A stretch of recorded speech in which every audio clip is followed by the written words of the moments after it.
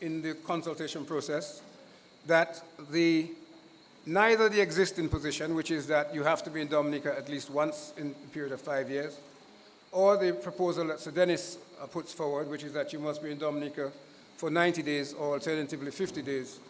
There are some who argue that both of those are not appropriate and that they should not apply. And those who argue that, they say that instead, what should apply is that once a person is registered, and that person should remain on the register unless and until they are deceased, or alternatively, should they choose to apply to be removed from the register. Now, these three options are options that the consultation will consider, and of course, at the end of the day, a decision will have to be made as to which is appropriate. What I would say in relation to those three options is that I suggest that the starting point may well be that every citizen of Dominica, and certainly a citizen who reaches the age of 18 years of age and has been resident in a constituency that they wish to be registered in, has a right to vote. Some people argue that it is a constitutional right, and indeed that has been argued successfully in a Canadian case where the Canadian Supreme Court ruled that every Canadian citizen is entitled to be registered and to vote, irrespective of the fact, well, let me rephrase that. Every registered Canadian citizen is entitled to remain registered unless, as we have indicated, they are deceased, in which case they obviously need to be removed, or if they choose to be removed. And there are cases in our jurisdiction, which I will not bore you with tonight, that support the concept of a constitutional right to vote. So the other element of Sir Dennis's phase 1 report that is of significance is the issue of identification cards. That has also generated quite a bit of discussion. Sir Dennis recommends that identification cards should be issued to every person who is to vote. It doesn't give great detail as to what should be in those cards. There's a suggestion that they should contain biometric data, which would include fingerprints. But those of you who have been listening to the consultation so far will know that there is a considerable amount of discussion as to whether fingerprints should be included on those cards or not. That is a matter that the consultation process will determine. You may have your own views, and tonight, those of you present would be a good opportunity for you to express the views that you have in relation to identification cards, whether they are needed at all, if they are needed, what form they should take, and what, if anything, should be on them. Should they just have an identification number? Should they have fingerprints on them, or the data which would allow fingerprints to be read from them? Should they have other biometric data? Those are considerations that you may wish to address tonight. The final element in relation to the phase 1 report I suggest is of significance is the issue of confirmation. Confirmation, according to Sir Dennis's report and supporting legislation, is a process that Sir Dennis suggests would be transitional. So effectively what is proposed is that if and when the legislation is enacted, the Electoral Commission would declare a period known as a confirmation period, during which every person who is actually on the register, that is on the register at the point of the new legislation coming in, would be required, if they want to remain on the register, to confirm their registration. And that there's a process for doing so. You'd have to present yourself and confirm that you are who you are and that you want to remain on the register. So Dennis proposes that the confirmation period should be a minimum of 6 months and a maximum of 9 months of duration, providing for that confirmation.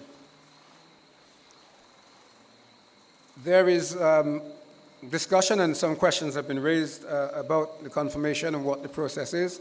And indeed, Sir Byron, in his report and at clause 52 of the proposed Registration of Electors Act, has indicated, and it's in square brackets because he's basically suggesting that it's something that has to be determined and is not an absolute suggestion on his part or proposal on his part, but it's a proposal that confirmation could take place outside of Dominica.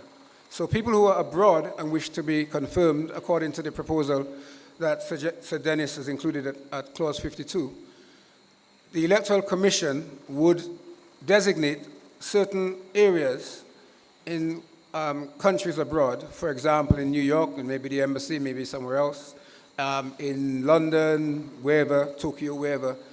The Commission would identify certain locations which would be designated confirmation centers, and Dominicans who are outside of Dominica would be required to go to those centers so as they could confirm at those locations.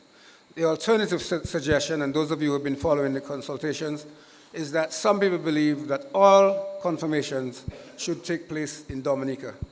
Those are different views, and of course, people will express their particular preference, and the consultation process will take into account those different views, and at some point, a decision will have to be made as to which course should be adopted.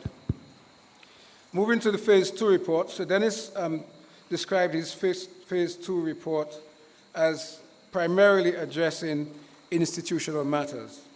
And those institutional matters, the main ones are access to the media and campaign financing, as well as proposed changes to the Electoral Commission.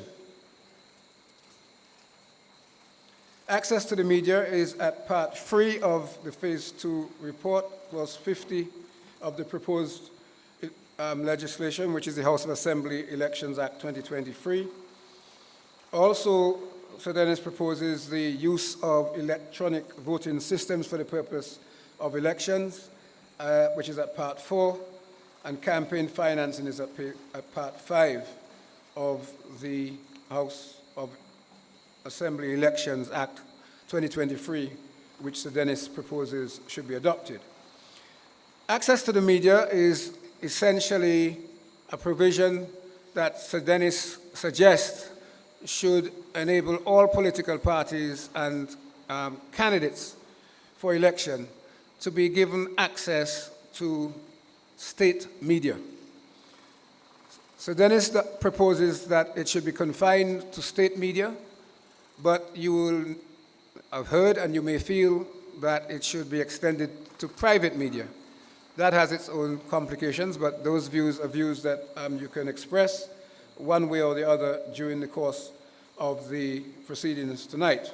Essentially, what that proposal states it seeks to achieve is enabling all political parties and candidates to be able to have equal access and time in the media, in state media. So whether that's the DBS, whether that's other forms of media. The second element, electronic voting systems, is, as the name implies, it is a suggestion that electronic systems should be used to a greater extent than currently exist to conduct our elections.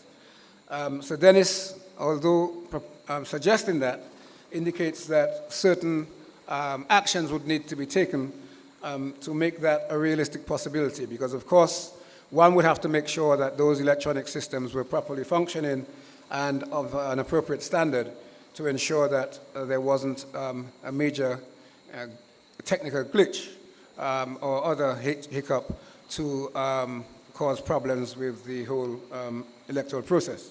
But of course it happens, so it is a possibility. It's a question of the decision whether or not that should be adopted. The third and perhaps very significant element and proposal from Sudanis is campaign financing. Campaign financing is at Part 5 of the House of Assembly Elections Act 2023. And Sudanis proposes that there should be limits on the expenditure and campaign expenditure and contributions, and also limits on the sources of those contributions. For example, he proposes that foreign contributions should not be permitted. These are matters that are of interest, and I suspect you may have some contribution to make on them.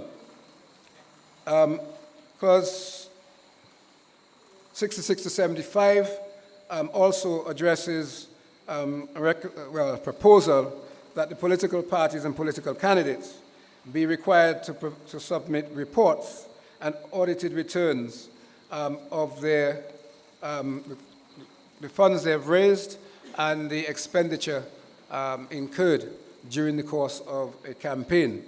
In the minute detail, Sudanis refers to what is known as a campaign period, which is the term that he proposes this should apply to. There's also discussion as to whether the term that Sudanis proposes is long or short enough, but those matters are open for discussion. Sudanis also proposes the creation of certain offenses with certain penalties for failure to comply with the various elements of campaign finance legislation if it is adopted. And those penalties range from $6,000 or 12 months imprisonment to $10,000 or 12 months imprisonment. The final component of the Phase 2 report that I suggest is of significance is the change that Sudanis proposes to the Electoral Commission, or in respect to the Electoral Commission. Firstly, Sudanis proposes that a new act to be referred to as the Electoral Commission Act 2023 should be enacted to govern the operation and functioning of the Commission. Sudanis proposes that in that proposed new act, that the Electoral Commission should be given what he terms greater financial autonomy. That is to say that the funding of the Commission should, according to Sudanis, come from a trust fund and not directly from the government. Although what he proposes is that the monies that go into that trust fund would come from the Treasury. So it is state funds, and I guess indirectly it would be funds which would have to be, which would come from Parliament having approved that particular amount. And it's suggested that an annual sum would be paid into the trust fund, and that it would be administered by the Commission and Chief Elections Officer. So then it also proposes greater autonomy to the Commission in relation to the appointment of staff, that members of the Commission and committees appointed by the Commission, as well as the Chief Elections Officer and any employee of the Commission, should be required to disclose any private interest they may have in relation to a matter which is being considered by the Commission. Those are some matters that you may wish to consider. They are significant. They have all been discussed to a greater or lesser extent so far during the course of the consultations, and I hope that tonight the consultation here continues to discuss them with some vigor. Thank you very much.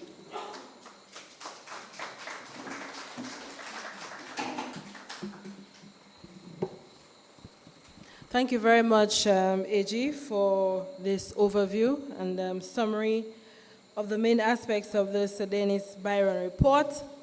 As we said earlier at the beginning, we are here this evening to hear your views, hear from you, the people of Castle Bruce and the surrounding communities. But just to recap, as we guide the discussion along, there are some very clear issues which have been presented to us in this report and have been summarized by the AG. This includes the issue of voter IDs, national IDs, or no IDs at all. What are your views on that? How should we achieve the cleansing of the voters list? Should anyone be removed from the list, or should there be any requirements for being removed from the list? As the AG said, should one be in Dominica for 50 or 90 days during a 5 or 10-year period to remain on the list, or should there be no restrictions? Should restrictions be placed on political financing or financing of political campaigns? These are some of the burning issues that have been discussed over the last week and that may be on your mind. However, please feel free to share any other thoughts that you may have on the Sedenis Byron report or any aspect of electoral reform and any of the issues that have been raised by the Attorney General. I want to remind us that we are here to hear your views, whatever they are, but let us respect each other as we speak, allow each person to make their contributions, and I also want to say that do not be worried about a repetition if someone else has already said something, because what we would like to know is what do you think? And what you may think may be something that somebody else already thought, but we would also like to hear your thoughts. So at this time, we have a few cordless mics that will move around. If you would like to speak, please raise your hand, and a mic will come to you. You will tell us your name, if you so wish, and please raise your concern, share your feedback or your comments. So who would like to start? Don't be shy, we're in Cassie Bruce. I know Cassie Bruce people are very vocal. So let us hear from you. Who would like to bat first? Okay, Mr. Drago at the front. Would you like to come up front? Yes, you can also use the podium if you would like to. So feel free.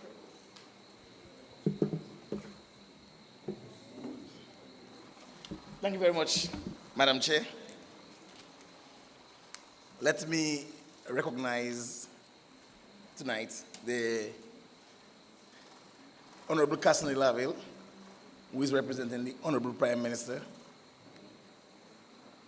the Honorable Levi Peter, the Attorney General, all the government ministers, but I must single out my parliamentary representative, Honorable Octavia Alfred, all the government officials, our observers who've been here.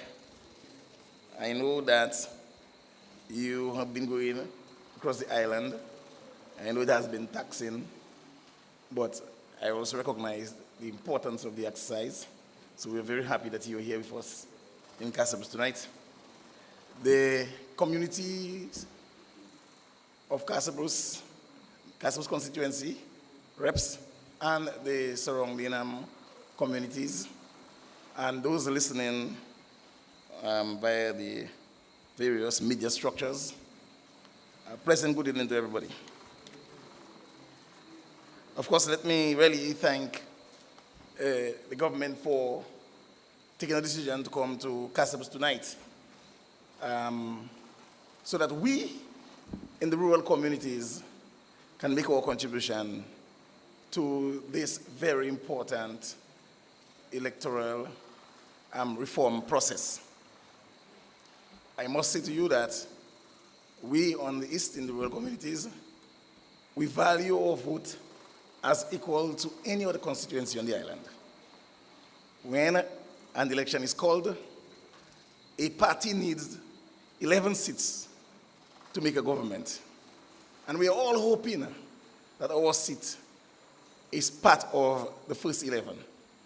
And we are very happy that over the years, in the Casablanca constituency in particular, we have done all the work, all the hard work, to ensure that the Casablanca seat has always been, for a number of years, part of the government. We take voting very serious in the rural communities.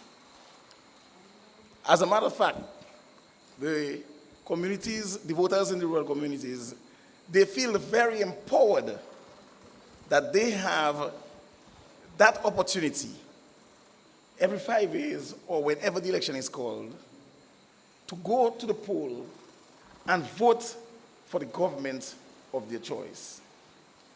Having followed the electoral reform discussions over the past week, I listened to persons feeling threatened that if we are not careful, that golden opportunity that they have cherished for all of these years may just be taken away from them.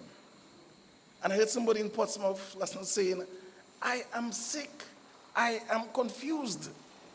What's going to happen to my vote? This is how serious our people take the voting process on these islands. And they follow their parties. They go to all of their rallies. They make time, they go to their gardens, do their work, go to work, and they're back in time to get dressed because the bus has to leave at a particular time to get to another point where the next rally is.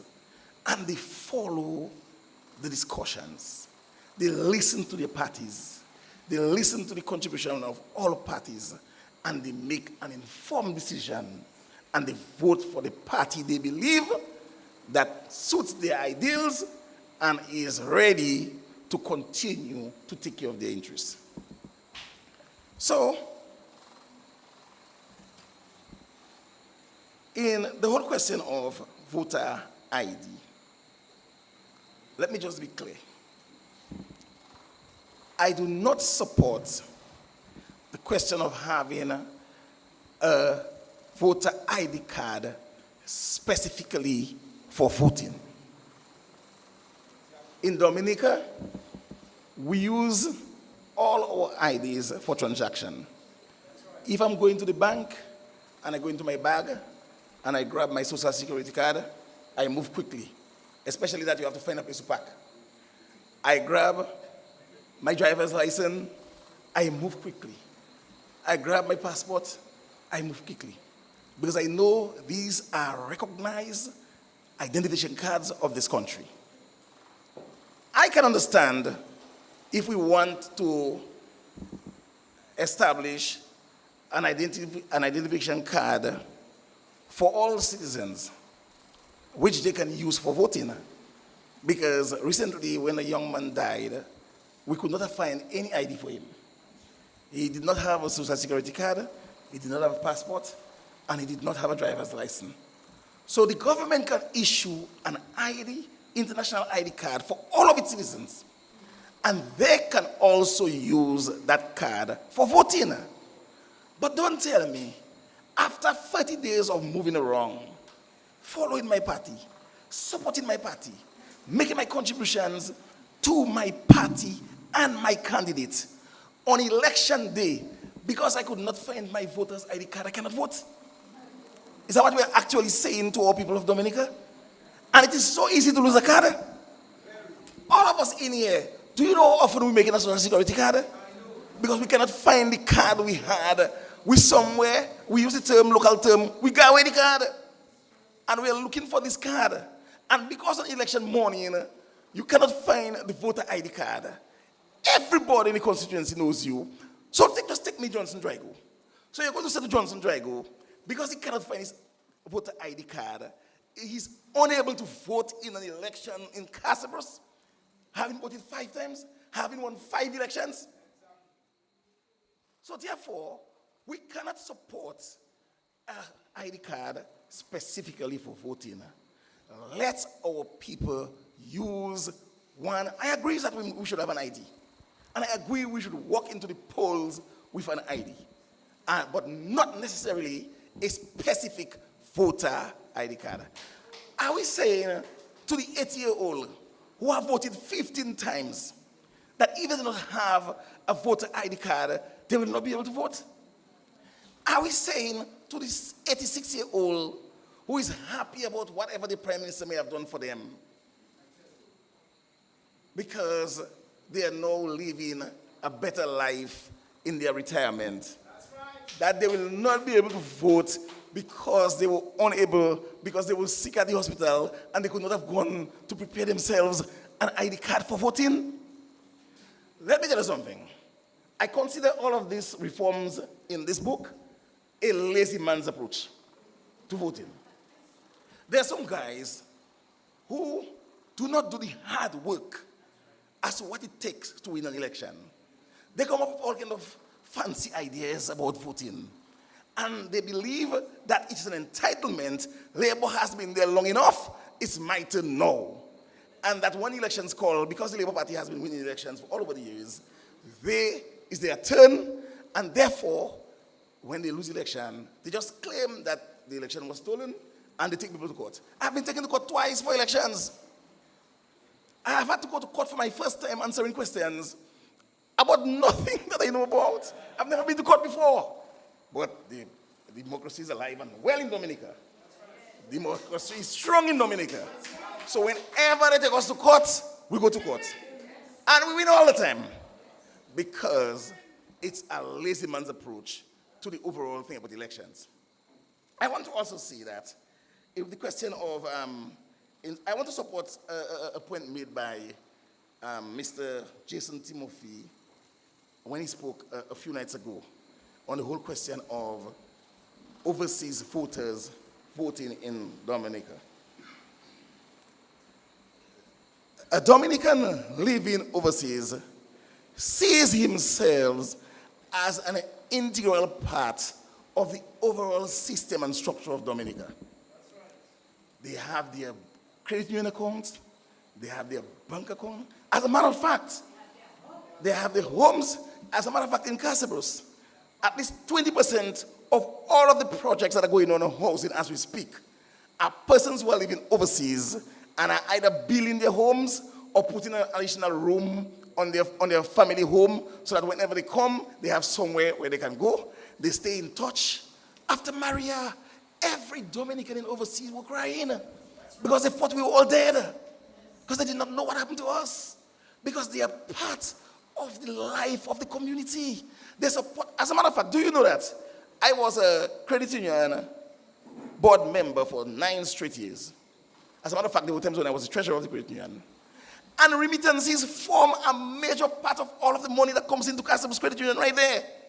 People from Casablanca overseas sending their money, taking care of their family. It's only after this Labour Party came into office and the Prime Minister started the programs of the Yes We Care and the 70 and over that it cushioned the amount of money these people used to send. They don't even need to send all of that anymore because the people have an allowance that they're getting from the state. And now these people are being told that you're not from Dominica, you're not living here, you're not supposed to vote. These people get to know what happens here before us. They are in communication with everybody every day. They live here and they look forward to coming for election to vote for whichever party they wishes. They find themselves here on election day to vote. And we're also being told that the people need, under the new structure, that you should be here for either 50 days or 90 days. This is total madness. You go to America or to any of the islands and you get a job. You are given 2 weeks holidays. 2 weeks holiday. So you decide you want to come to see your family. The most you can spend in Dominica is 8 days out of that, or 7 days. Most people only come for a week. It means that in 5 years, if you get a job in total a day, in 5 years you will not spend 50 days in Dominica if you're working and you're supporting your family, you're supporting your children, and you're building your home. Even though you come every year, you still cannot spend 50 days. So why are we going into that madness? All part of a lazy man's approach to persons who are looking for ways to get rid of the Honorable Prime Minister Roosevelt Skerrit. They don't know what to do, so they come up with all kinds of fanciful things, and they present them at the forums that they had. And they are hoping that we could enact these things. Let me say one more thing to us again, and I'm saying that to the Parliament of Dominica. These laws have consequences.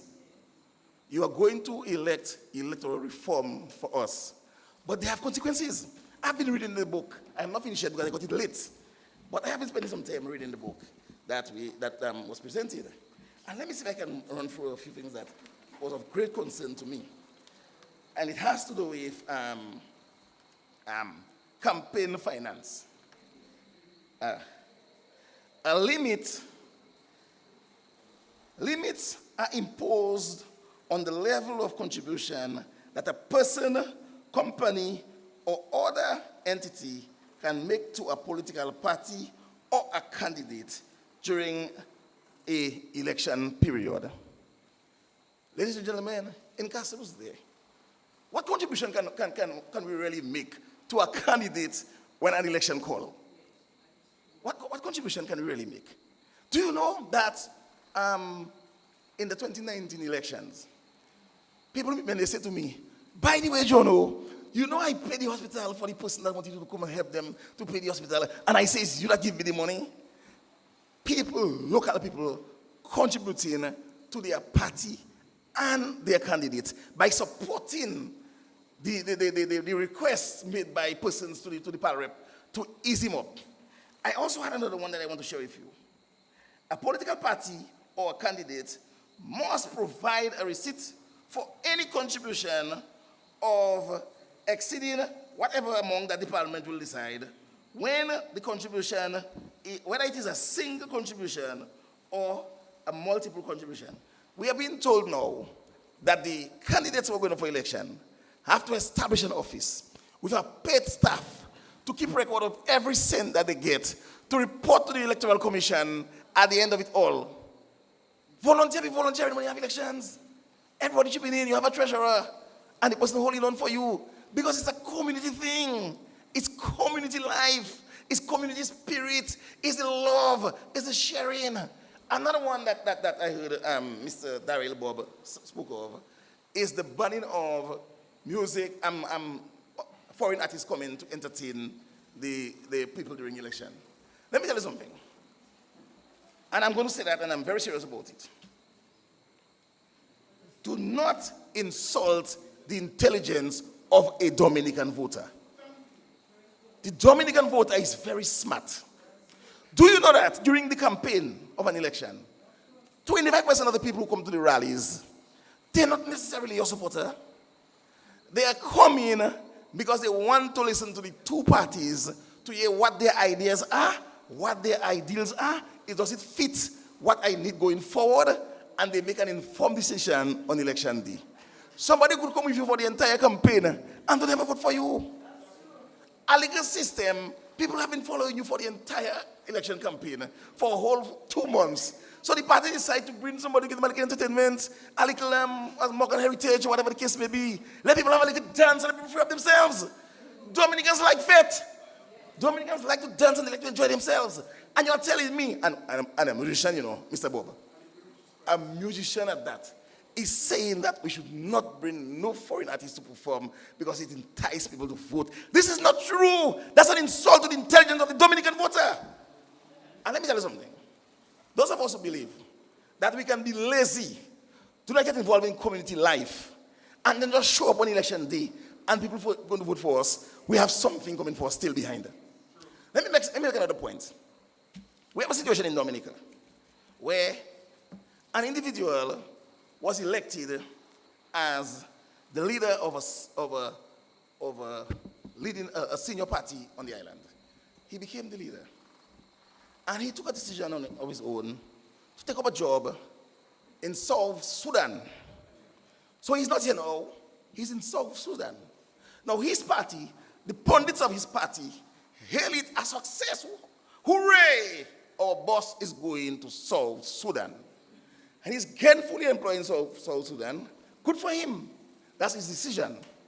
Now, some of his party persons pull a little pushback. He said, I have to take care of my family. Of course, you're in South Sudan taking care of your family. No problem. That's his independent decision. Now, while he's there is work to be done on the ground in the constituency that you want to represent. All politics is local. You have to build a foundation in a constituency so that the people can entrust you. Your education that you attain is yours. That is your education. But the people, that doesn't make people vote for you. The people must have a trust in you that you're going to take care of their ideals and their wishes. And it cannot happen overnight. You have to be involved in the community and work with the people and be there to be respond to the people. You have to be the first person that appears when something happens. You have to be at the home when the persons die. When there's an accident, you have to be there. If you are in South Sudan, how are you going to do all those things? And when election calls and you lose the election, they stole the election, Additionally, the whole question of fixed date for election. This is just, I listened to the gentleman who made the contribution. He's somewhere in Canada. This is just the boys helping the boys, you know. The guy is in Sudan, he's in Canada. He calls from Canada and he says, we should have a fixed date for election. No other country has that. England had 5 elections recently there. The lady didn't last a month for them. I forgot the name. She didn't last a month as Prime Minister. She had to give up for somebody else. And St. Vincent had how many elections? Barbados had how many elections? And you're saying in Dominica that we, and in the document that we have, Dr. Byron speaks of best practices. To ensure that we have best practices in the structure of the reform that we are implementing. And you are saying to me that you're in Canada, you know the system of the elections in Canada. The Prime Minister of Canada, Mr. Trudeau, he did not wait until his term was up to call the next election. He called a snap election, and he won. And no snap election guarantees that you're going to win. If you want to know about that, ask Mr. Edison James. That's right. That's right. So therefore, I don't understand why they think that we have to have a fixed date for elections. The responsibility of a government that has won an election is to serve the people. The responsibility of an opposition party outside of government is to prepare themselves for election whenever it is called. If you are an opposition party for 14 years and you cannot come up with a manifesto, you blame me in Castlebush if you lose the elections? You blame the poor people in Petersburg and on the hill and so on if you lose elections? Let me give another classic, and I'll stop very soon. We have been accused of bribery. Labour Party is always bribing people. My dear people, Dominicans are not foolish. Could you imagine, during one of the election cycles, a hurricane came, people lost all their homes. Government, people were living in some of them in shacks. The government built houses for people. This is what government do. Government do the work, and the people decide if they want to vote for them again. The opposition has to come in the community, make themselves visible, and let the people decide if they want to give them a chance. We have oppositions in Dominica who are more caught up with how to get rid of the Prime Minister than what it takes to become a government. They spend all their time on how to get rid of the Prime Minister and no time on what it takes to win an election. And that is why we have this reform before us today. So all of the policies that they are thinking of that will help them to get rid of the Prime Minister, they have ensured that it enters into that document and it has been presented to us. I listened to Mr. Bob again, and he gave 25 points as to what should be done. All of them have 10-year sentence and 14-year sentence. If you see we go with what Mr. Bob suggests, all of the UWP candidates will be in jail before election day, because they will break all of those norms that he's suggesting, because they cannot keep up to it. After a hurricane was about to come, and there was a candidate in Caseros hoping to represent people, they criticized everything that we give to people. So yes, here's that person visiting, and she enters a home in one of the apartments. The government gave the person a home with a hot water system that costs $250,000. And she comes with a little plastic in her hand, where she bursts the crackers biscuit and put one in each of the plastics, and work with that with a little bottle of water. And she says to the poor lady in the house, vote for me, I will do something better for you. Could you imagine that? How are you going to do something better for the person? So the people of Dominica are voting for the government of their choice. There is no stealing of election in Dominica. Nothing like that is happening in Dominica. Election day, people go and they vote for the government and the party of the choice. So I'm saying to the government that you must be careful. When you go to Parliament to enact these laws for electoral reform, you must be very careful what you are passing on our behalf. Because these people in these rural communities, they must continue to be part of the electoral process. We must make it a stress for them when election day come, and tell the persons who are pontificating for this, all of these changes, go and do their work. Go and get to know the people of the constituency. As we speak, we have APP. DFP, UWP, Labour Party. I'm seeing nobody in the community doing anything except the Dominican Labour Party. Nobody's getting involved in community life. All they do, when election call, they call their troops together, they keep a meeting somewhere, they decide on a candidate, and they decide it's their turn. And they expect to win election. So, I'm happy the observers are here. I want you to know that nobody is still in election in Dominica, and I want you to know that and one more thing before I go. The question of, and I hope you allow me to say it, the question of electronic voting system. Do you know that while we are here now, light can just go on us, in Casabos, there are 7 polling stations. Where's government going to get money to equip all 7 polling stations in Casabos alone with electronic system for voting? And there's so many other things to take care of in the country. We will use the paper ballot that we're accustomed with, and the checks and balances will continue. But we cannot go and put the electoral system in all of these communities. It means that you have to put a generator in each polling station. And internet everywhere. This is going to be too costly. We're not ready for that. We are not ready for that. So I'm saying electoral reform, yes. Take whatever has to be done. And finally, let it be, nobody cannot get everything they want. Not the government, neither the opposition. But there must be a compromise. I followed Mr. Biden and the guy earlier this year when they were in the House passing some bill. And none of them got all what they wanted.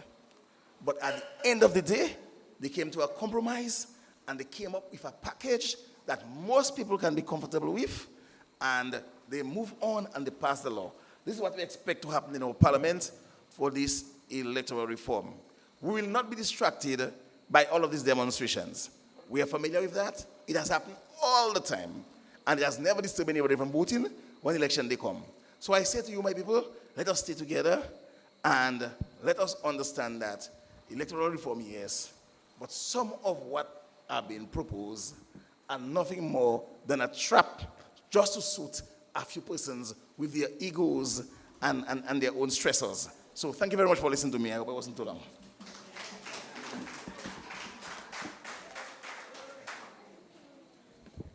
Thank you very much, Mr. Drago. Anyone else? Okay, there's a young lady lady in the blue shirt. Mike will come to you.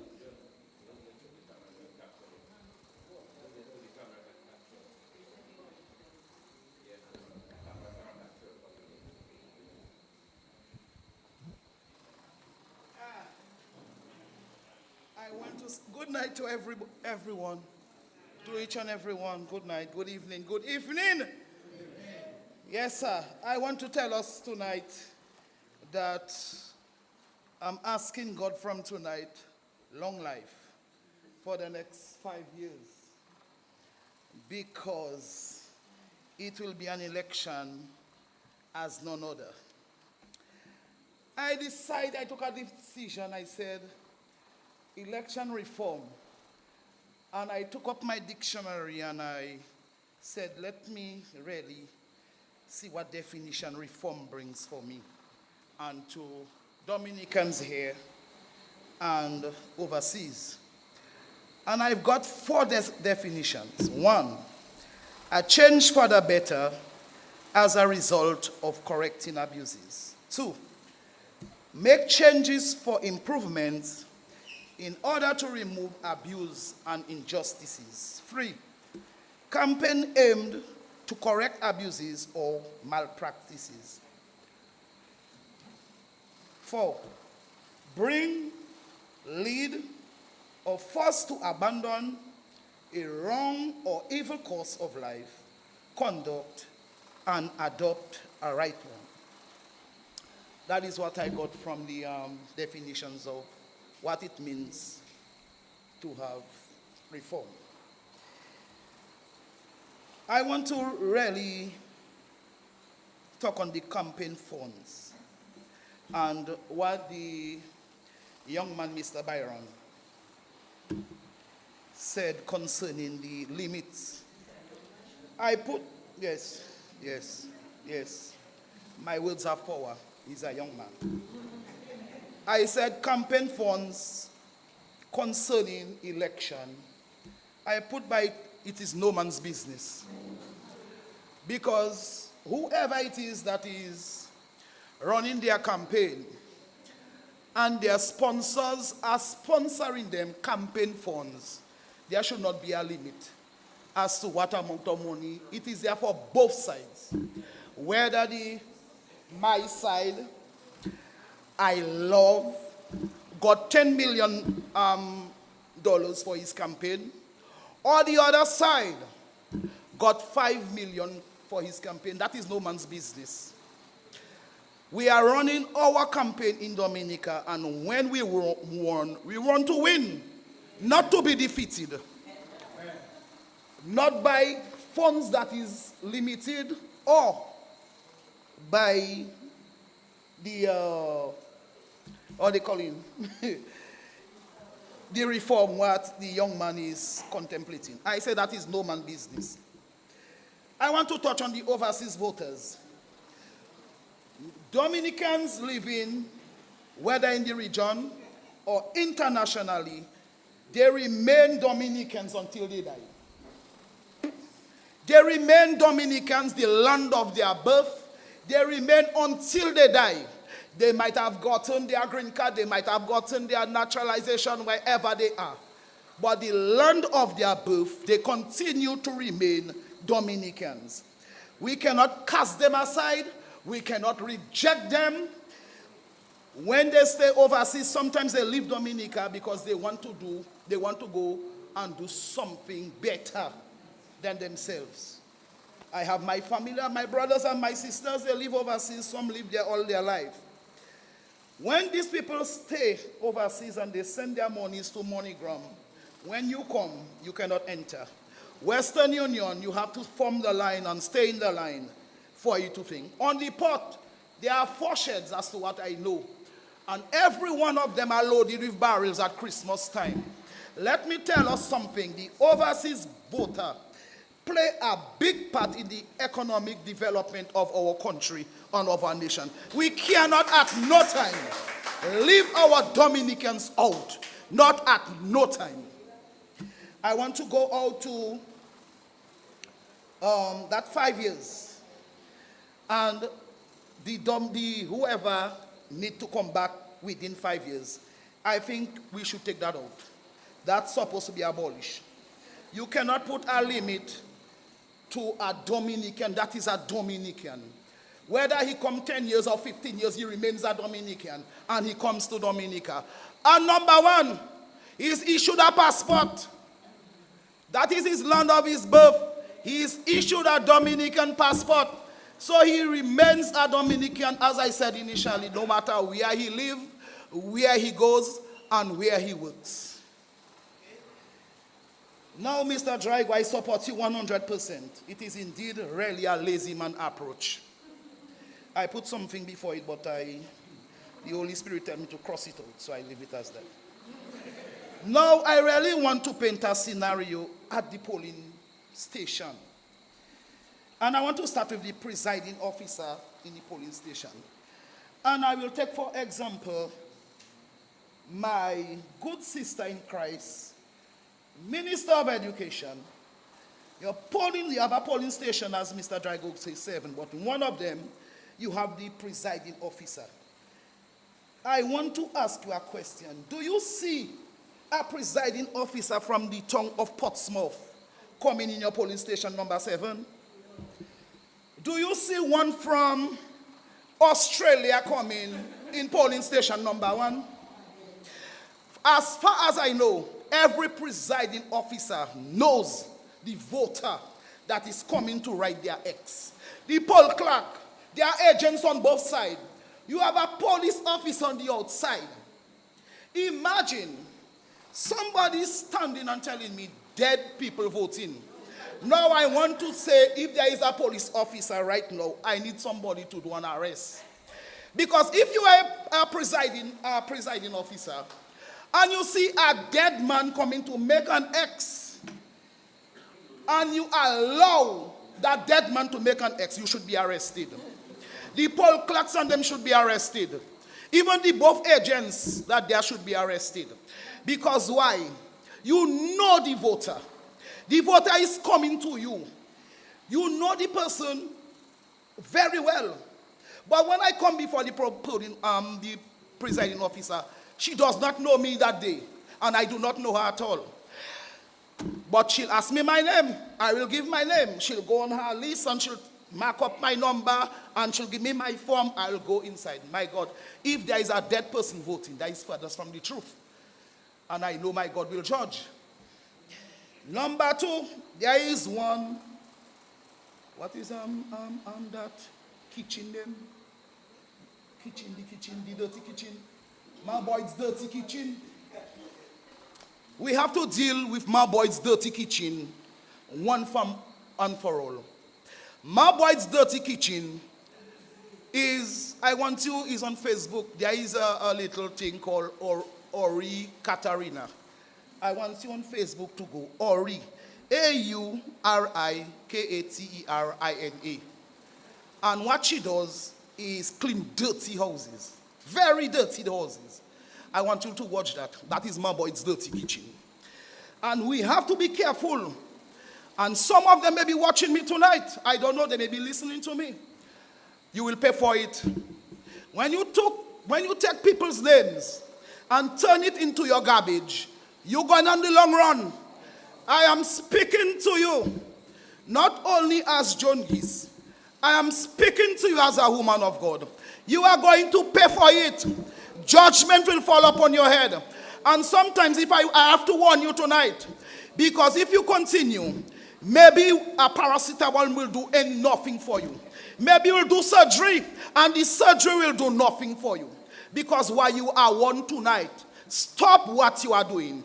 What you are doing, it is baseless. What you are doing, you are lying. What you are doing, you are spoiling people's name, and you must stop it. Whoever you are, I know you have a false name. I don't know if you are inside or you are listening online.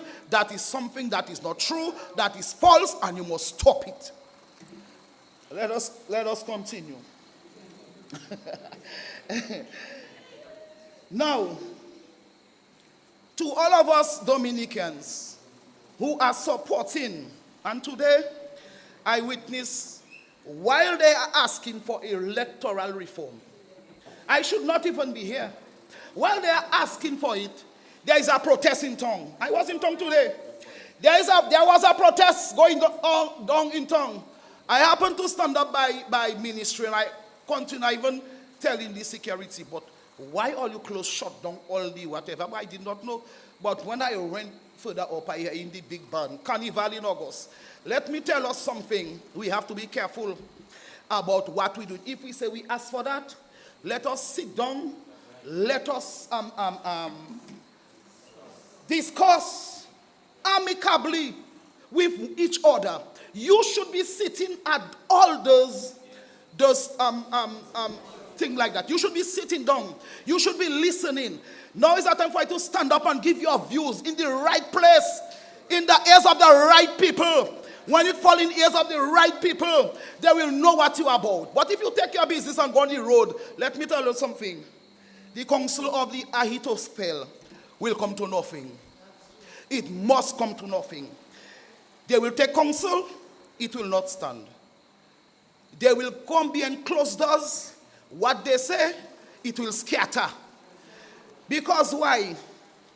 When evil and wickedness prevail, nothing good comes out of it.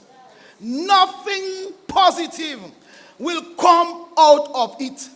So, my warning to you, or my advice to you, if you know you cannot stand the heat, or you cannot stand the fire, join us. That is what I have to tell you. Join us as we take our nation to the next level. Before I leave, it's my first time running that road. It's my first time running that road, and my foot is on the gas pedal, and I say, John, take it easy. I say, John, take it easy. Because That piece of road coming out from the junction, though it is incomplete, but we are going somewhere. Though one by one phase is being done by another, but we are going somewhere. And I want to declare tonight, those of us who think that they can pray the road out, let them say line alone. They will see that road complete. Now, even going across, because I happen to go across to go to where the international airport is building. When the Prime Minister, God bless your heart, put out a manifesto, and he said he's going to build an international airport, here we are. When he said the Cassibrus Road is going to come down and to go to Kalinago, here we are. He does not put out a lying manifesto. He put off a truth manifesto. And what we have to do when we elect our Prime Minister, we are looking for the fruit of his labor. Let me tell us, I am one of the warriors that pray for Dominica. I am one of the warriors that pray for my Prime Minister and you all. All the pal reps. Let me tell you something. I doesn't miss. When I fire, I doesn't miss. Let me tell you tonight, the devil is in trouble. So I just want to thank you for everything that we are doing. I commend you on all the places that you have gone. I listen sometimes, but when I'm somebody, I don't know if it's maturity that does me that I doesn't stand rubbish. I don't like rubbish, no. At the moment, I don't know if it's maturity that doing me that, or if right now I'm more on the spiritual side than on the physical side. I do not know. But one thing I know, I stand for positivity. I stand for truth. I stand for what our Prime Minister, the Honorable Roosevelt Skerrit, is doing in our nation. I am 1,000% for it. I am 1,000% for him, and all the way with the Dominica Labour Party. Thank you.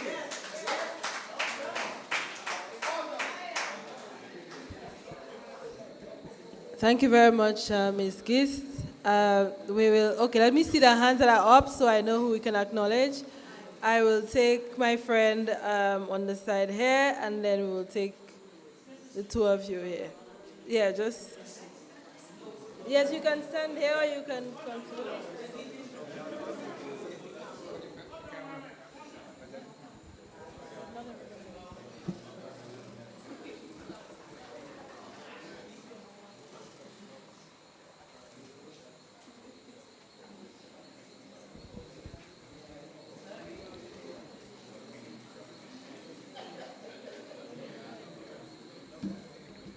Yes, I. A pleasant good evening to everybody who are here tonight. Protocol has been given and taken, so can I just move on to the vibes? Right. I'm Marietta Laura, and I'm from the Cassibrus constituency. I live in Good Hope. I have been an inside agent since many years. Yes, I had breasts when I started to be an inside agent. And I was an inside agent for the United Workers' Party, and then I am an agent for the Dominica Labour Party. And when we hear they say about dead men or dead ladies or dead people voting, well, I am not spiritual as the lady who spoke, but I pray God I'll have time repent tonight when I go to sleep. And I have not seen that happen. When I'm inside the polling station as an inside agent, and a person come to vote, they are here to vote, and they say, good morning, and we say, good morning. And the presiding officer will say, what, can I have your name? And she will say, or he will say, or she will say, I am Marietta Laura.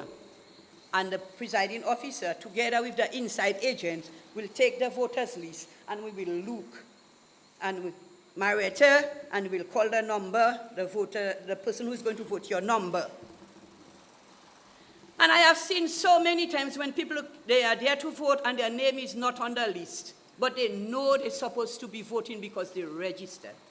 And you know how it feels to see that person face that they did not get a chance to vote because they know their name should have been there because they voted last time and now they are there to vote, and they are there to vote for their candidate and for their party. And you say, I can't find your name now. What is your name again?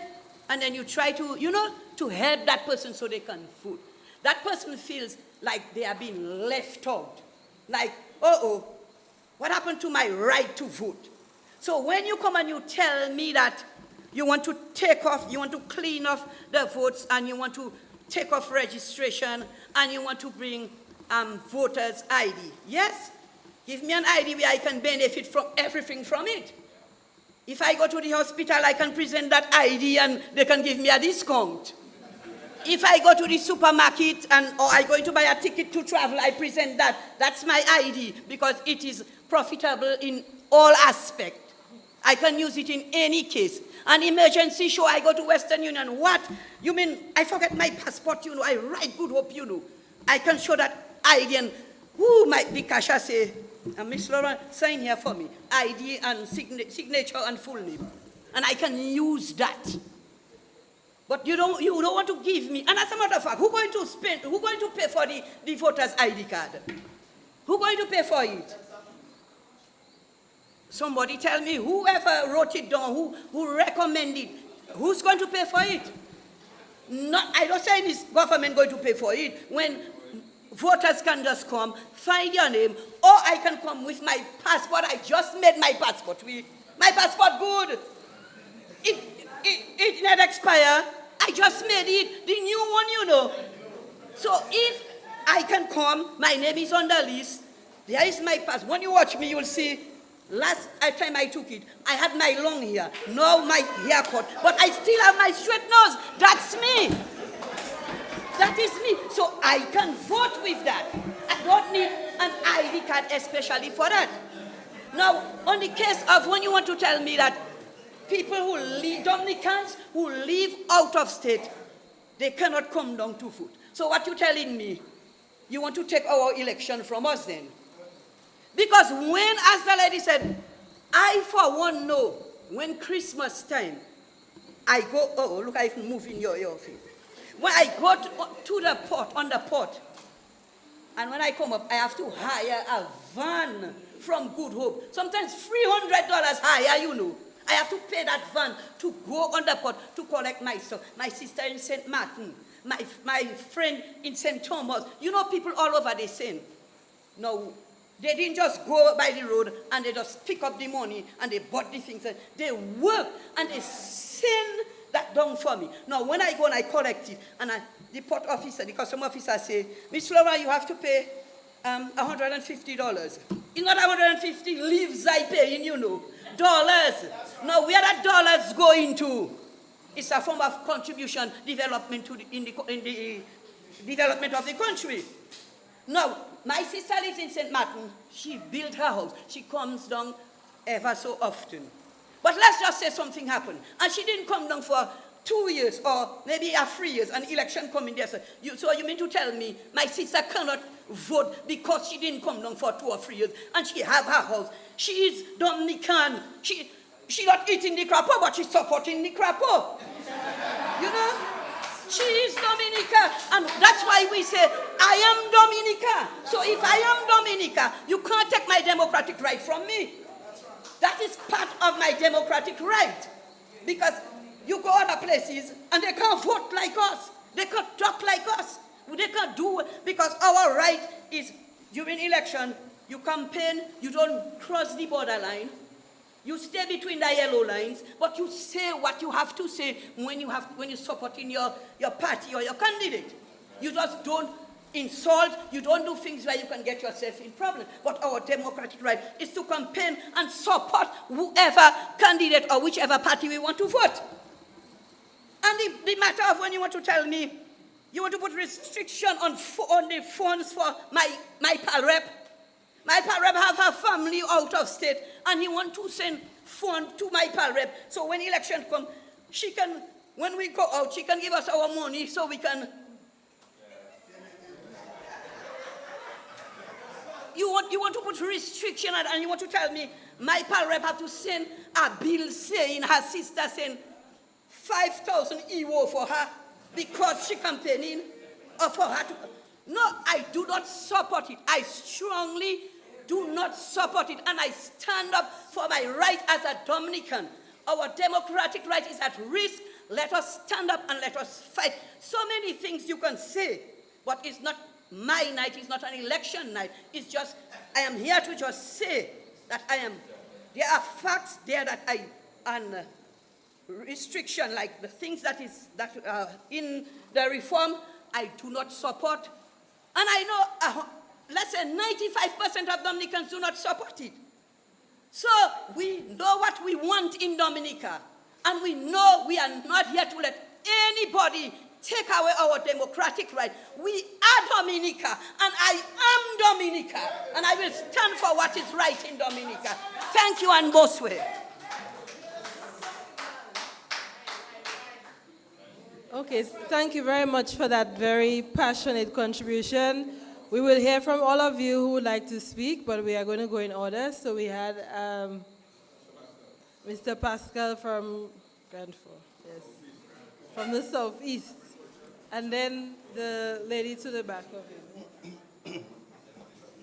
I believe that the protocol has been established, and so I will just proceed with my brief contribution. I was happy when the Attorney General gave his summary, and at the beginning he stated that the Constitution of Dominica, which is the supreme law, provides, and I think Section 43 in that Constitution,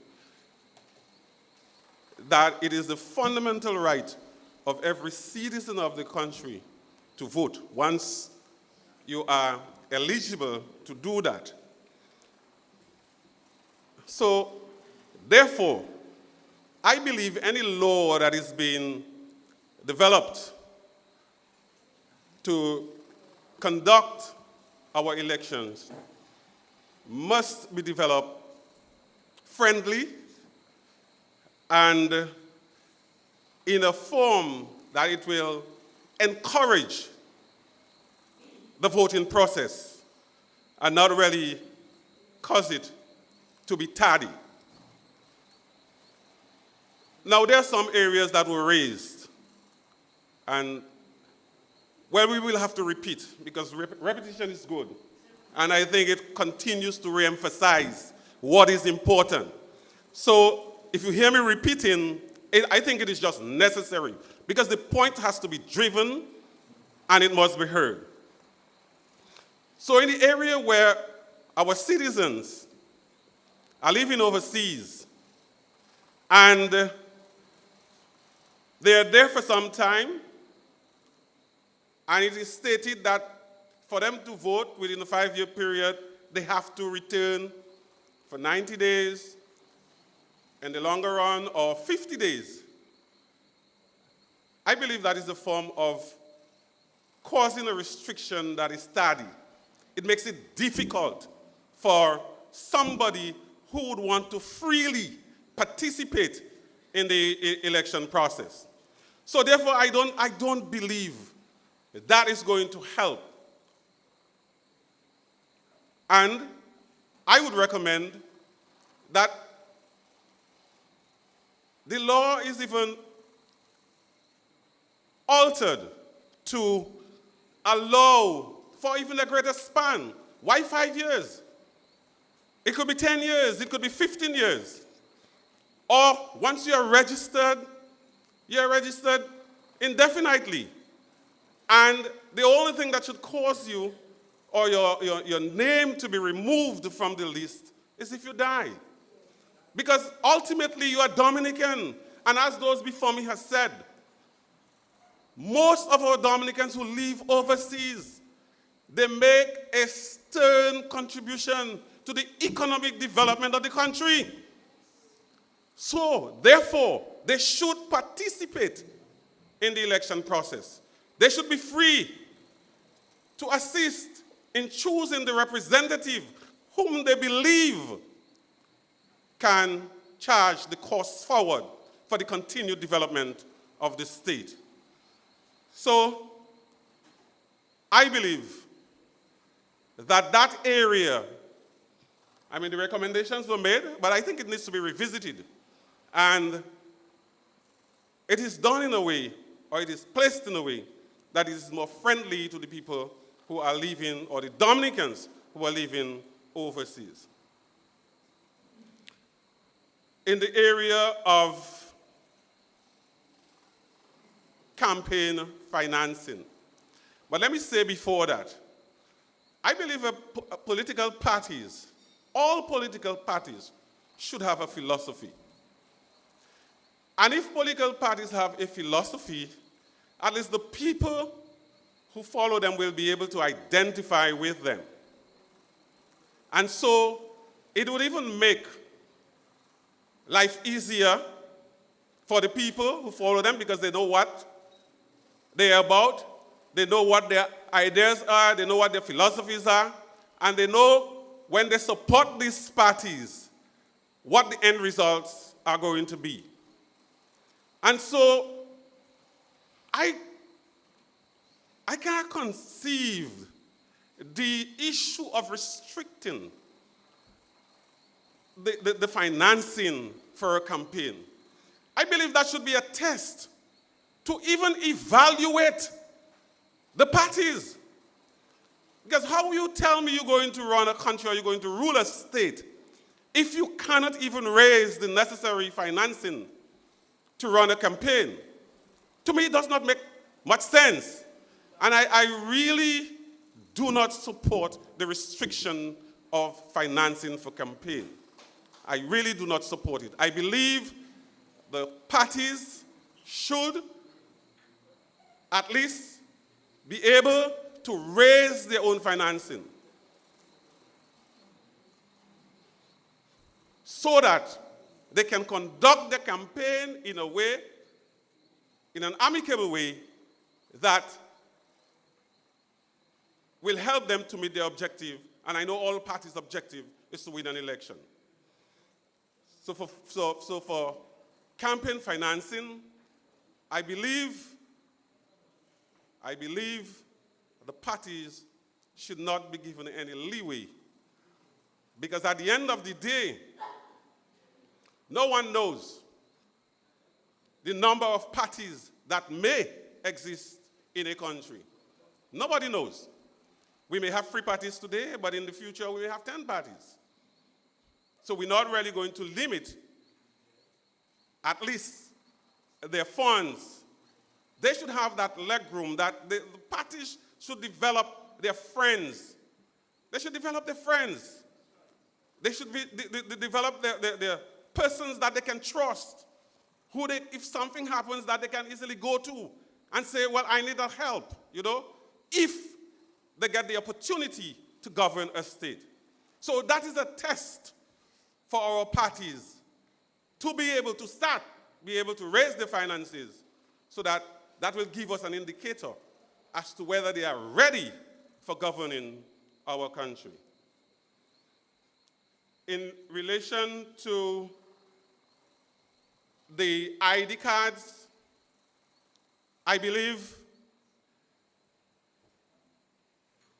yes, maybe it's necessary to have a certain identification to go out to vote, but I don't think it should be a specific voter ID card.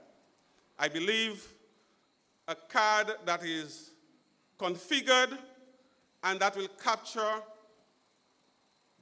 a lot of the biometric data that is required for every individual, and that can be used.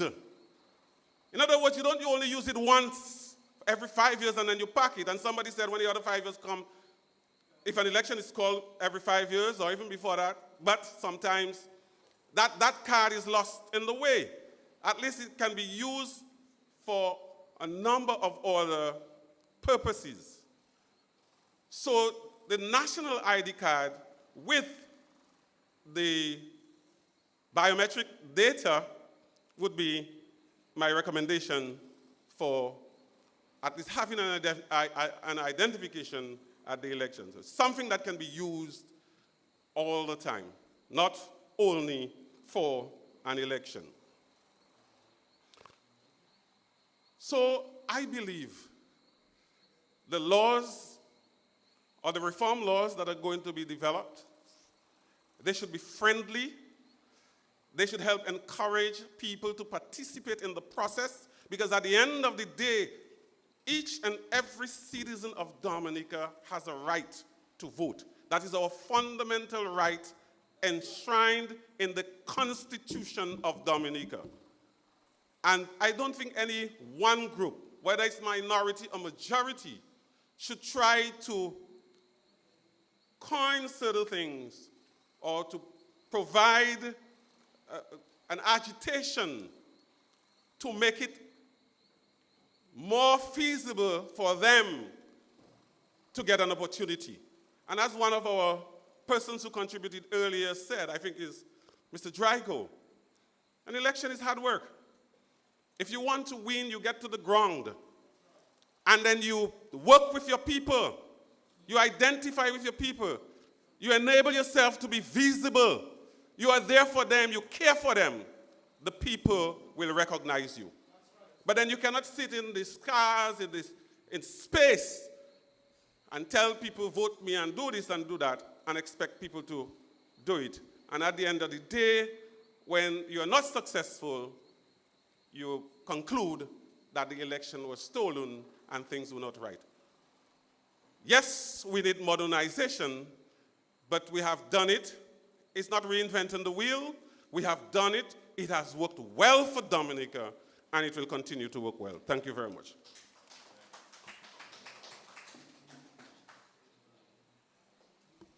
Okay, thank you very much. There's a lady to the back who has wanted to speak for a while, so. And then we'll take you next. Okay. Good evening, everybody. My name is Marian John Finn. I'm the real estate lady.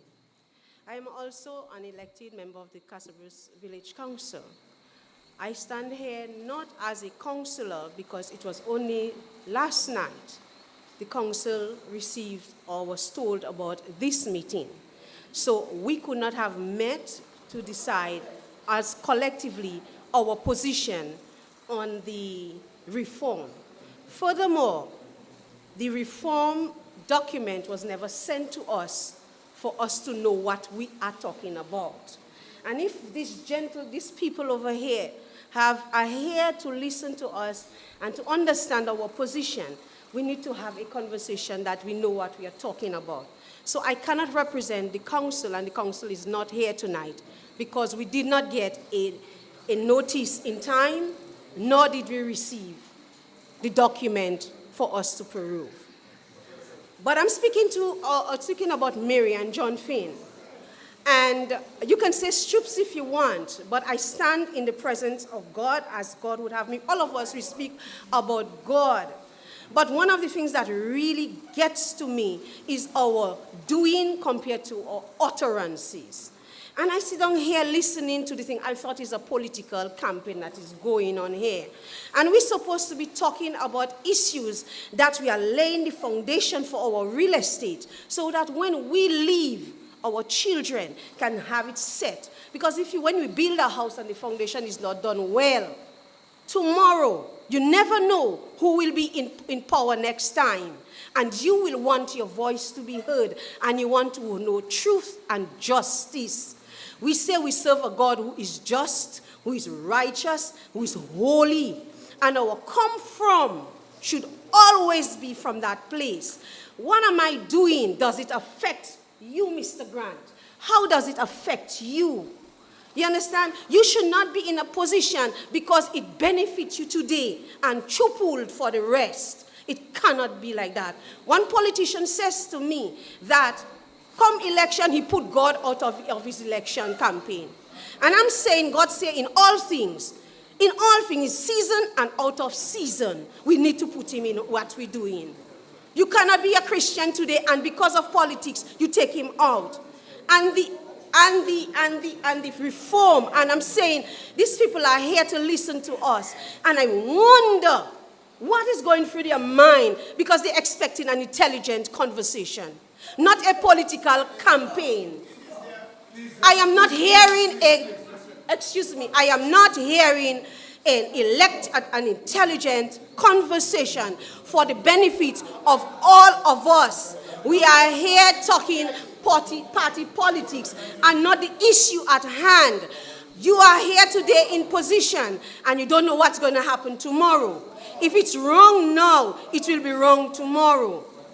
On the issue of ID card, in Antigua it is done. Antigua is part of the OECS. Why do we have to have an issue with that if our brothers and sisters in Antigua, it is okay for them? Why is it such a big issue? Give somebody an ID so that somebody else, because there are people who have 2, 3, same name. And if that person come and try to do, as Christian, you will want to know that it was done right. You will want to know if you win, you will win fair and square. Because everything that we do is recorded for us or against us in the last days. We profess to be Christians and we are not doing right because it feels good right now. But we confess we are Christ. We confess that. If you do it well and do it right, so when you win, you can tell me, "Bear, I win." Because I know you do it well and you do it right. Because your come from is from the Word of God. Your come from is the Word of God. So do it right. Establish a position that when I come, I know I lose because we did not have it. We lost, the people decide. We lose because the people decide they prefer you. I win because the people prefer me. But when you are stating this kind of nonsense that is being spoken here, it is unintelligent and it's not futuristic. It is not futuristic. Okay? And we talk about Dominica is a godly country, and we are establishing this kind of things in our policies. You're not making, you guys were disrespectful before. You're disrespectful because it is not an intelligent. These people are here to hear us. What's our position? We are yet speaking, but it's out from a thing. You understand? I'm saying in the issue of people voting, voters coming from away, the Constitution have already established it. The Constitution, everybody has a right to vote. But in the voting, is it done well and is it done right? That is where you have to come from. If my sister comes from England and wants to vote, is she voting according to the law? Is she voting because somebody pushed her in to vote? Is it based on the Constitution? If somebody died, how could Auntie Claudine die how many years ago? How could my father die how many years ago? And his name is still on the list. That is not the point. So let me tell you this. So when you were talking, I didn't interrupt you. Please, when I speak, everybody has the right to say their opinion. You spoke your Zafir right here, and nobody interrupts you. Respect me. Good. Hello to everyone. We said at the beginning that we are all here to share our views. Okay, let us do this in a respectful manner. I understand that we may not all agree, but we are all going to get an opportunity to speak. So hold on, I would appreciate, just for order, we let the speaker speak. If you would like to respond or if you would like to share any other views, feel free to stand and do so after she's done. Okay, so let's just have some order. Thank you. On the issue of campaign financing, we all know the truth. You know how it is done. Many of you know the truth. If you stand on the Word of God, if the Word of God is your guide and your compass, you guys know the truth, what's happening. You guys know it. And can you imagine, you are setting a carte blanche for politicians to do what they want, to go where they want, to get money with no accountability? How do we, as Christian people, knowing the kind of caliber of people that are out there, the caliber of people that are out there ready to wash some money, you telling me that this is okay? And we say we have Christ. I think I'm in a political campaign right now.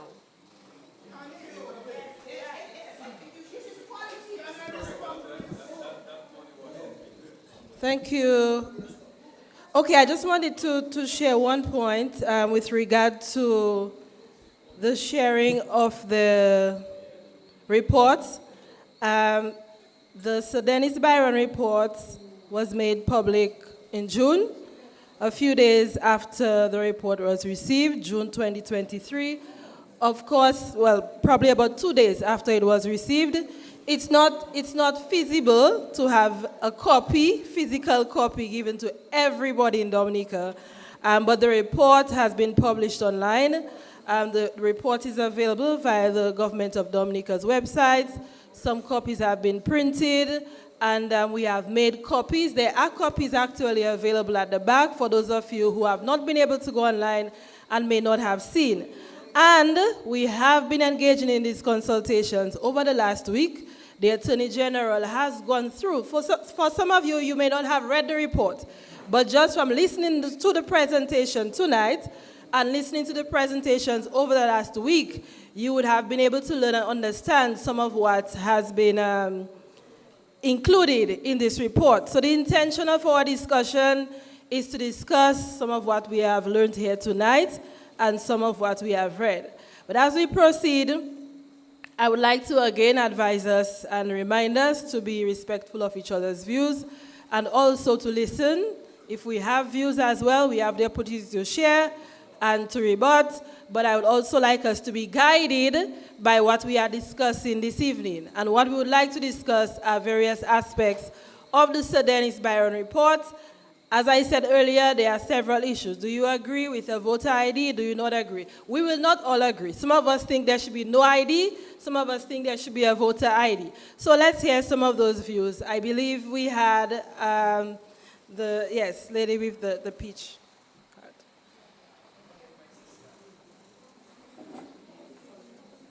Good evening to each and everyone. My name is Magdalene Banis Moisin, resident in Guadeloupe for the diaspora. Yes. Well, our group in Guadeloupe from Casabrousse, we always come to vote. And we are all Dominicans. I married with a French man, Moisin, but I am from Casabrousse. And I have right to come and vote every 5 years. Because the other side, they are coming before the Labour Party in Guadeloupe because they told me they're giving me a ticket to come down and vote. I tell them I am a Labour Party. I don't want their ticket. So I don't see nothing wrong with that. For we Dominicans, we cannot come and vote. I am building my house on the highway. My husband is there building. All our materials, we bought it in Dominica. Our toilet, we brought it in Dominica, and then I could brought it in Guadeloupe. But my husband said, no, he buying everything in Dominica. Dominica is a sweet country under Roosevelt's carrot. And if Skerrit, not there, my husband say he's not coming back in Dominica because he have a good life in Dominica. But the other side, no way. And we in Guadeloupe, they afraid us because they know that is a strong supporter. Guadeloupe. America, they're not afraid. England, they're not afraid. Antigua, they're not afraid, but they're afraid Guada. Because we are solid with Roosevelt's carrot. So we're not afraid. We don't want to have no ID card for us to vote. We voting. We voting. Because we need to vote. I have my children in Guadeloupe, they have their Dominican passport. So if they come and stay 3 months, they haven't got right for them to vote. Eh? They have rights because they have Dominican passport. Only 2 that don't have their own because they're in France. They tell me they're coming down. One coming down for Christmas for him to make his Dominican passport. So he have right on me, and I have right on my husband in Guadeloupe. So I have right for me to come and vote Dominica. Yes. Nobody cannot prevent me from voting. No. When PM say election start, I put in my red shirt, and all them French people saying, la bou, la bou, la bou, la bou. I tell them it's labor, but they will say it's la bou, la bou, la bou, la bou. So we have to come and vote. Our vote short in Guadeloupe, Grand Bay, Cassibros, Portsmouth, all about our vote, I'm sure. So we waiting for 5 years to come, for us to come and cast our vote, because my house is building there, because I saw a lot of all you see, 2 houses are building there. The second one is not my own. The second one is my own. The first one is not my own. But all you can see different.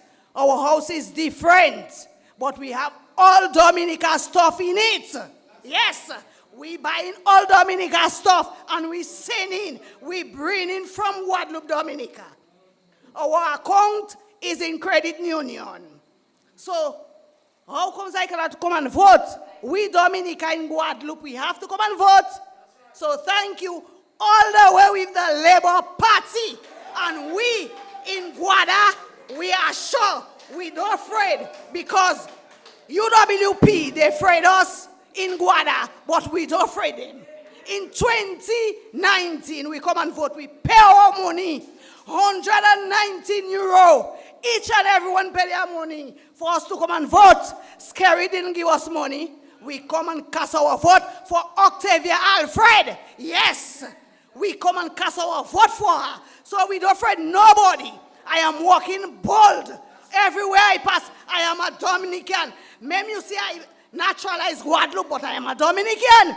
I have 99. My children have 97. I always are Dominican. So I have to come and vote in Dominica because I have the 2 nationality. France give me the 2 nationality. They tell me you have right in your country, Dominica, to vote, to do everything.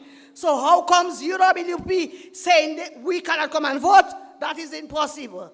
That is impossible. I don't know for other places, but Guada, we coming down massive. Massive we coming down for us to vote because they afraid us and we are the last person that coming down. And when we come down, they're afraid. They're saying they're going to borrow.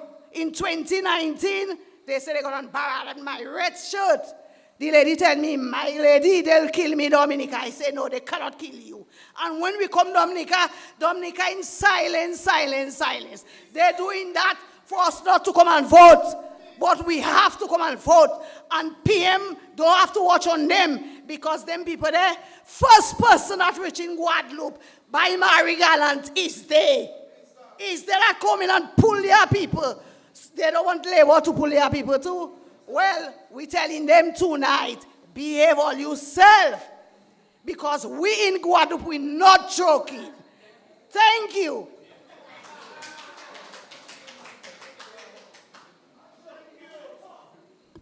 Okay, thank you very much. Very passionate diaspora voters sharing her views. We have a gentleman in blue. Yes, would you like to stay here? Are you coming to the front? Okay.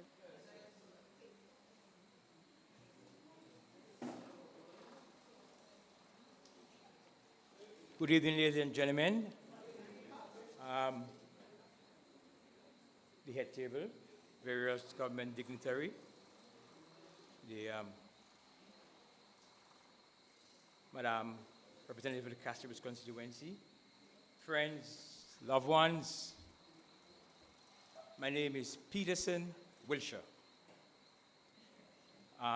Before I make my little contribution, I would just like to say a word of caution.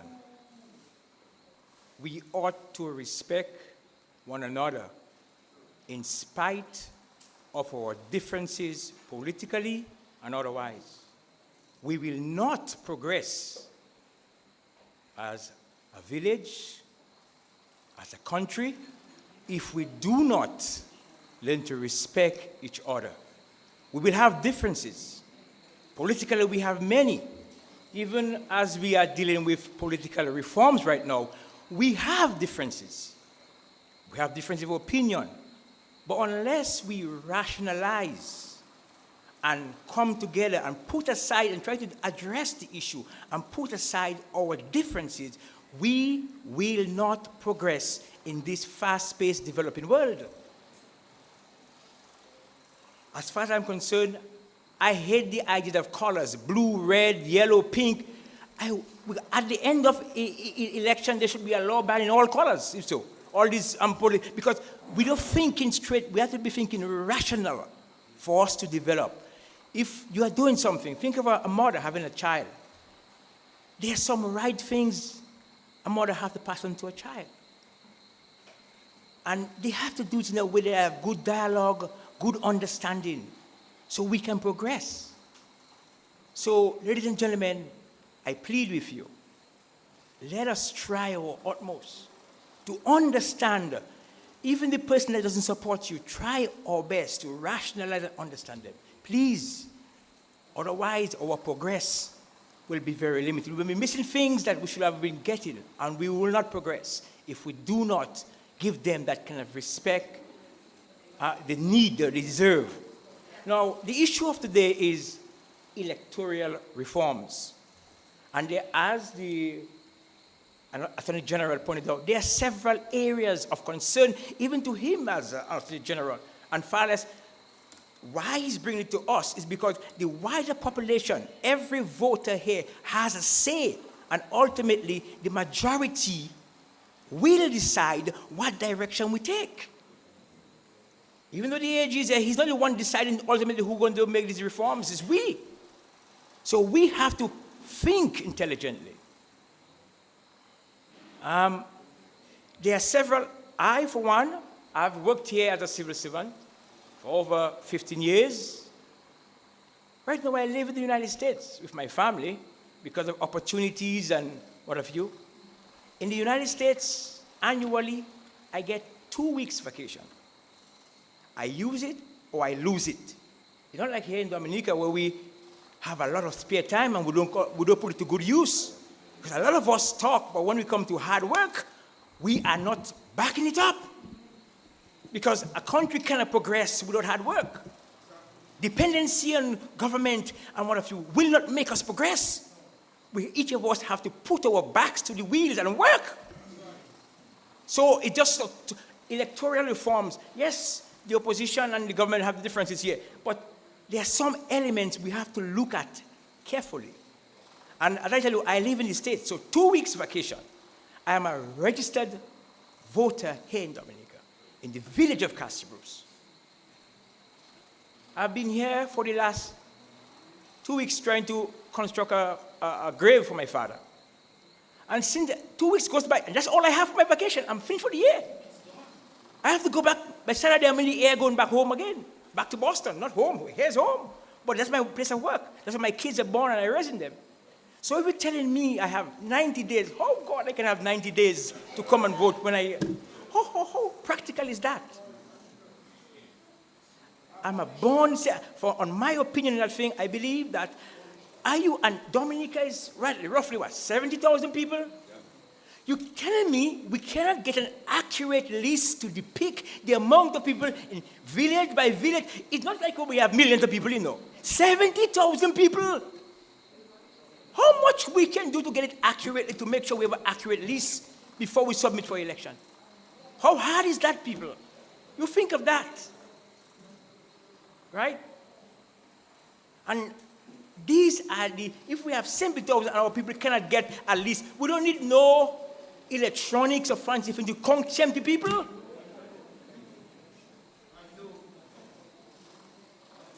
Come on, these are common sense thinking.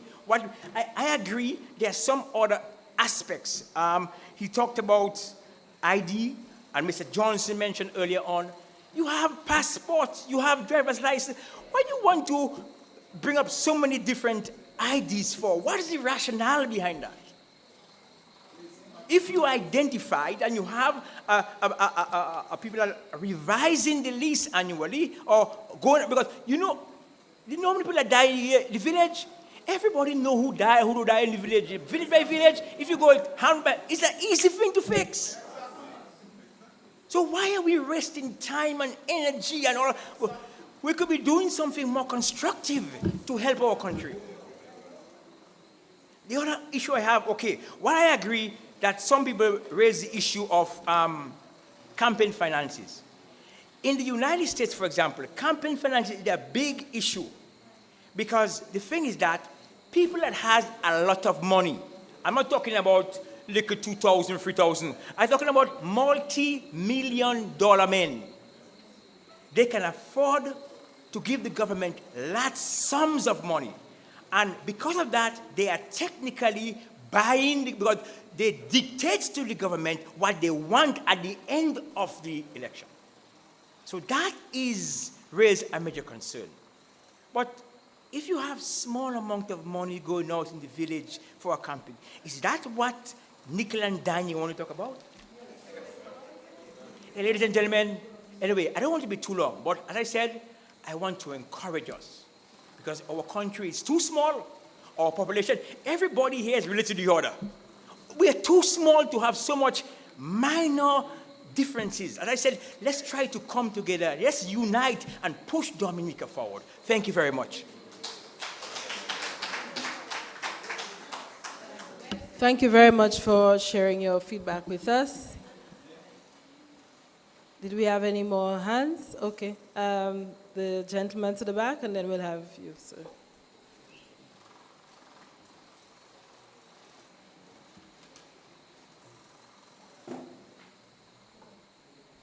Thank you, Madam Chair.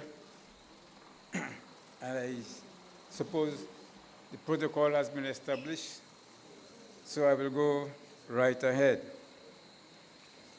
I'm not here to call any names tonight. I'm not here to give any long speech. Most of the views expressed here by some of my former speakers, I am in total disagreement.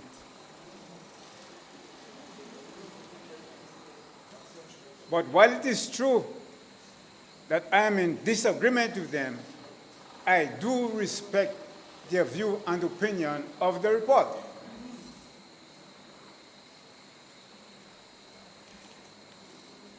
Because of time, there are two items I must mention. You will agree with me, most of you, that there is corruption everywhere. There is corruption everywhere. There's corruption in government. There's corruption in opposition. There's corruption in the commission of election.